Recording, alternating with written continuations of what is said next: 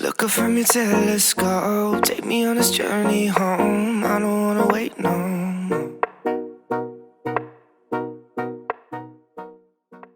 All right, y'all. I'm finally getting to my episode 14 predictions. We are a week away from episode 14 and the end of the last hiatus of season 3. Let's talk about my predictions. All right, y'all. It is do or die, and I literally have just rewatched the trailer, little 20-second trailer, maybe about 5 times again. Like, yo, what did you miss? I like to go back and I will watch it on like 50% speed, 0.25% speed, so I can make sure I catch everything that needs to be caught. Because you know they be trying it, they be getting real clever or whatever with these trailers. And honestly, within my last rewatch, I really was focusing on dialogue. And GW says, if you don't win this game against Westlake, football at Crenshaw is done. And if you haven't already, you can check out my episode 14 synopsis video breakdown. In that video, I actually read the synopsis for the episode and go with you line by line and break down and tell you what I think that those lines actually mean and what's actually going to happen. And everything that I say in this video is going to be a build up from what I said there, as well as what I said in my episode 14 preview video, which is my initial reactions to the trailer right after the episode premieres. And when we get the trailer, I tend to do a preview video. Both of those will be linked in the cards above in the description box down below. And again, they add to this video because I'm not really going to talk about the things I talked about in that video, but I'm going to add on and go into depth a little bit more to give you really like a full on scope of what I'm thinking is going to happen in this episode. So when GW says, if you don't win this game against Westlake, football at Crenshaw is done, I'm feeling like right now, y'all, he means that even if the school is saved, right? Because I talked about this a little bit in reference to Carter and Grace getting together and that potentially becoming the solve to make Carter want to potentially stay on as principal. He's starting to see the humanity and the good that's actually within the school and this community, but you know his focus has always been academics. So I think when GW says this, he's saying this because if they lose and they don't make a state run, they had a so-so season while they were able to turn around at the very end. Even if the school is saved and Carter doesn't turn it into a charter school, I think Carter would get rid of, or the board or whoever would still get rid of football at Crenshaw and think that they don't need it. When you think about it, Spencer is the marquee player of the Crenshaw team. Chris is, good as well, but he's also a senior. They're graduating a lot of seniors, and there's not a lot of, not to say that there's not a lot of hope with the team after Spencer's gone, but what prospects are really there to really justify the amount of resources that they give to that particular team, specifically given the idea that Carter wants to turn it into a place that focuses all on academics anyway. So I think that that's what he means here. So it's not just you win or go home and your state run is over. It's not just, oh, if you don't win, the school will get shut down, because that's pretty much off the table. But now it's also, if you don't win, there won't be any more football here for years to come. So no pressure, but all pressure. And I'm so irritated because in the synopsis we learned that Chris is not going to be playing in this game. And I'm like, who is going to be Spencer's quarterback, child? Who's going to be the quarterback? Somebody please get this man a quarterback. He's going to need a quarterback. And I know all of y'all, including me, but all of y'all were like posting on the comments on both my synopsis video and my preview video that you hope that Darnell comes back. Y'all, I don't see Darnell coming back. He's filming BMF. And I don't remember him popping back up. The way that they handled Darnell's exit from the series was so that they could commemorate him as a character and kind of allude to the fact that he was done for the foreseeable future. So I don't necessarily see him coming back. We are getting new characters in this episode, or we are getting some people who are returning, and I'm going to talk about that a little bit more in this video, but Darnell will not be one of them. Honestly, I really, really, really, really want Crenshaw to beat Westlake. I want to shut Cam up. I want to shut Dame up. I just really want people who deserve ass whoopings to receive ass whoopings. That's it. I just want it to be fair. Dame ended Jordan's career with that last hit while they were playing each other when Westlake was playing Beverly Hills. And Cam been talking crap aside from when Darnell was around from the very jump. Even when Spencer was at Beverly, like Cam always just had smoke for Spencer. regardless of the fact that because Spencer left Crenshaw, he was able to get pulled up from JV because Cam is actually not the same age as them or not in the same grade as them. Oh wait, is he? I gotta go back and look that up because I remember Chris saying that they pulled Cam up from JV once Spencer left, and but then he also was competing in the combine and all of that. So I'm not sure if he's a junior or a senior. But it kind of feels like he would be a senior because they also started to lean into him getting like college scholarships and things like that.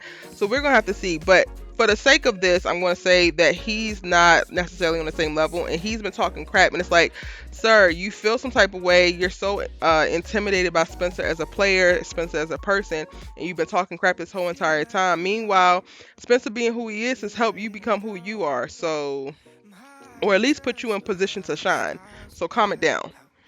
Anyway, needless to say, I actually do think that Crenshaw is going to beat Westlake, and I believe that because for me, I think the one thing that we're really trying to get to with this season is to see Beverly Hills play Crenshaw. And I think that also with the whole behind the scenes Jordan and Spencer training so that Jordan can get back on the field, that's ultimately so that Jordan can get back specifically for the Beverly Hills versus Crenshaw game. And I think that it is coming.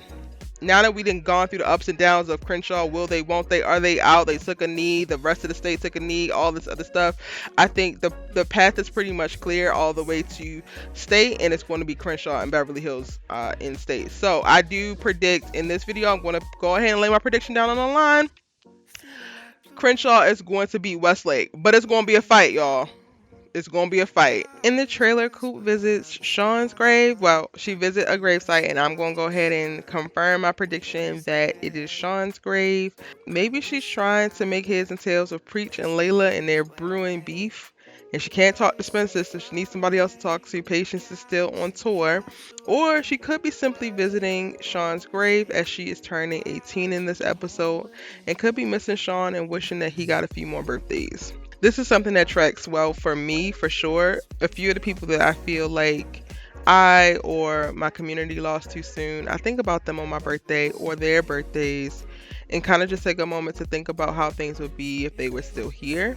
I think that this moment is important, one, because it allows for us to see how Coop is feeling as she's approaching her 18th birthday. She's made a couple of really, really strong choices for her life this season in reference to wanting to drop out of school and get her GED, focus on her music. And she's done so like without her support system. So in the past, she's had Spencer to lean on, to be able to bounce ideas off of, to be able to talk things out with, and be able to make decisions for herself with. In addition to Sean, like when he was around in season 1, he was definitely a person who impacted and influenced her and the decisions that she made for her life as well. And I think that anytime that you approach a birthday, you start to reflect on your life and like what you have going on. Did you make the right decisions? Are you happy? All of those types of things. And I think that that's the moment that we see with her here at this grave site. I'm also hoping that she starts to think about how life is too short, and this becomes a spark that pushes her towards Spencer. And I want y'all to register that, like, we know that Olivia's endgame for now, like that is what has been set up by the writers of like Olivia's endgame. Okay, cool. But whenever I'm talking about Layla or Olivia and Spencer and their friendship or their relationships or the respective versions of those things, I honestly could potentially see them not being with Spencer and everybody being fine. Like they're great girls on their own. Like they don't need Spencer. And I'm not trying to say that Coop needs Spencer, but I do think that Coop and Spencer make each other better. I think Coop and Spencer have a really, really genuine friendship. And if it's anybody, like of all the girls that are running around in this world that I'm like, yo, you need to make things right with Spencer. You need to make things right with Spencer. Is Coop. And it's not so that she can like assuage how he feels, but I do believe that Spencer is a really good influence on Coop and is a benefit to her life. So I don't want her to just go and apologize to Spencer and like make things right. Like I want them to apologize to each other. Like Spencer will be apologizing again, because be clear, he's already done this and she has decided to walk away. But I want them to apologize to each other, and I want them to be in each other's life because they make each other's lives better. And it's not, while I do feel like Spencer gives a lot. Like, he naturally gives a lot in all of his relationships. I do feel like his relationship with Coop was one of the more balanced ones. Like, there was moments where he was giving more to Coop, but if you look at season 1, Coop is the one who really kept him on the straight and narrow when it came to like making that switch to go to Beverly Hills, and he wanted to quit on the first day, and she's talking him down of like to stop disrespecting Coach Billy and to just, show up more for that Beverly Hills team because they can feel it and all that kind of stuff. Like, they really, really, really are really great friends, y'all. And I miss that. Like, I really do. Aside from all this romance stuff and, oh, so and so's in love with such and such, like, where are we at on a foundational level? Where are we at on a friendship level? Because romance is cool and all, but who's solidly going to be in your corner that you're not kissing and banging or whatever, but just is going to support you just because they love you down as a person, not necessarily because of the romantic things that they feel. And I miss that. Like, I really do miss that with Coop and Spencer. And I'm predicting that this becomes the thing that starts to bring them together. Like, she goes to visit Sean, and then she starts to realize, like, yo, she don't really have that much. She got Preach, but then Preach is now beefing with Layla. And who is she going to talk with about that? Patience is still gone, even though we know that she's coming back very, very soon, so we can get our Friendsgiving episode.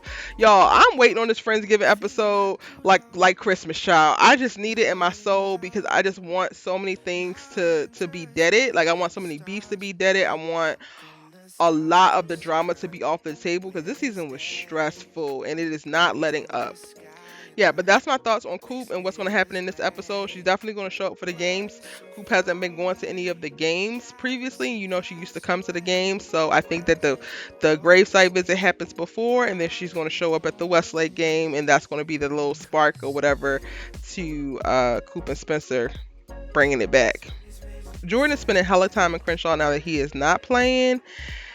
And he is getting Spencer to train him in the off hours, and this is how I guess Jordan is going to suss out whatever's going on or to pick up on something going on with GW because he's spending so much more time in Crenshaw. I just want, honestly, I don't really care about Jordan playing detective. He's been horrible detective in the past. Him and the whole Spencer is our brother thing literally ruins Olivia from the very jump. So I don't want Jordan to try to figure out not a dang on thing ever again moving forward. Just tell me if you're going to stay with Simone. Tell me what's happening with y'all. And go and sit down somewhere and heal. Like, just continue to flourish as Jermone, and then don't do nothing else, Jordan, because you're stressing me out. I don't think that GW is going to be like terminally sick or anything like that, y'all. I know that in the comment section when I did the preview video, some of y'all were talking about, well, we know GW has diabetes and all of that. Yes, we do know that, but even when he had mentioned that he has diabetes, he was really just trying to get money from Jordan. So it wasn't really that serious of what he was doing. Like, I feel like that scene still tracks. It's like he was just trying to get attention and then setting Jordan up for the con. I think that might be something else going on with GW. So something that might not have to do with sickness, but maybe he's like started dating again, or who knows what he's doing, because he also looks fine in the previews where he comes to the house and he says like, you have to win this Westlake game or, football Crenshaw is done. We don't necessarily see anything wrong with him per se. So I really think there's going to be like a plot twist in reference to like whatever's going on with GW. I don't necessarily know if they're going to go down the route of, oh, GW is sick and dying. And again, be sure to watch my episode 14 preview video and my episode 14 synopsis video, because I break down the synopsis and I also went through the trailer before, and all of what I'm saying right now is in addition to that. So if you ain't heard this before, then you're also like, well, wait, what do you mean GW is not sick or could be sick? I don't necessarily know what's going on. You got to watch those videos so that you can know what's going on. Originally, I said that Olivia may be on the phone with Layla in this moment in the trailer. And again, in my episode 14 preview, you can hear the details on why I thought that was the case. In this video, I'm going to give another option. She could be on the phone with Spencer, or maybe Kia. Well, Spencer is worried about Westlake in this episode, so maybe she's talking to Kia, as Liv is likely starting to hear about the drama that Laura is facing at work regarding her actions. And she wants to figure out how she can help her mother. And spoiler alert, Liv, you can't help her. You can't do nothing. You doing things is what got y'all here. Just let Laura figure it out on her own. And this is where additional new information comes in, because like I said in the preview video, y'all, I think that Laura is going to be pushed to try to prosecute Olivia, or has to make the decision of whether to prosecute Olivia, because at the end of the day, her stealing this footage is a felony. It is a crime. But we also learned that Laura's mom, we're going to meet Laura's mom in this episode, and I did an entire video about Laura's mom, so I'll link that in the cards above, description box down below. The video is titled Meet Laura's Mom, so make sure that you go and check that out for a little bit more details around that.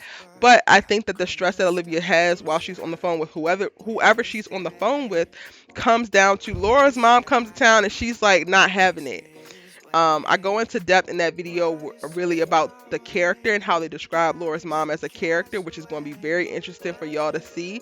And you have to watch that video to understand what I'm saying. Laura's mom is not having it, which is also going to cause additional stress on Olivia, because she might be actually held to task for these things that she did, and she might really have to face the consequences. And she's either trying to figure out how to help her mom or trying to figure out how to get out of it. One of the two, Olivia is worried about.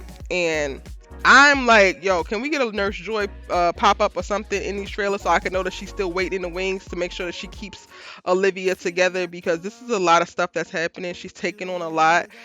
And this is her first time in doing so. It's her first time jumping out here and being, as forward facing in this movement, in this activism and all that. And all of this can be a lot for anybody, let alone a recovering addict. So Olivia's going to need reinforcements. Laura is getting reinforcements.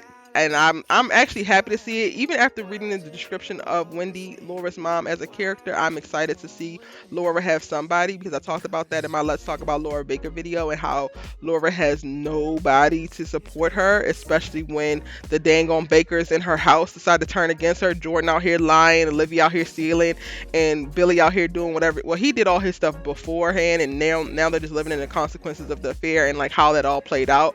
But she literally has been alone. So I'm excited to see somebody from her like family show up for her, because it also looks like they don't have that many friends.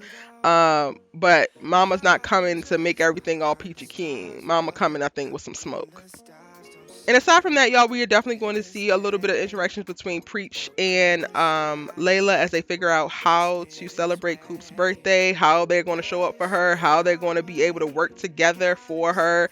And that's going to be interesting. Hopefully, Preach dials back his ego and can allow himself to get on board with this machine that Layla has already gotten started and has really been moving. I would like to see that. And that's it. Those are my predictions for episode 14. Y'all, make sure that you subscribe to the channel. If you're new here, I'm Erica Vane, and I post new All-American videos every day, sometimes twice a day. You should really join the tribe by hitting subscribe. I have some really cool things coming, y'all. Like, I'm really, really excited about it. Specifically Friday and then Monday, I'm going to have some really cool content for this channel, and I'm so excited about it. I can't tell you about it right now. But you need to subscribe so that you do not miss it, honey, because it's going to be coming in hot. Be sure to tell me your predictions in the comment section down below. Ask me any of your questions, post any of your theories, conspiracies, all that good stuff in the comment section down below. I will be jumping down there, responding to you, checking it out, because I appreciate the love and support that you guys give me. And thank you so much for watching the video. If you made it to the very end of this video, drop 4 football emojis into the comment that you post so that I know that you're a real one, and I gotta show you some extra special real love. It's your girl Erica Vane, and I'll see you in my next amazing All-American video. Bye.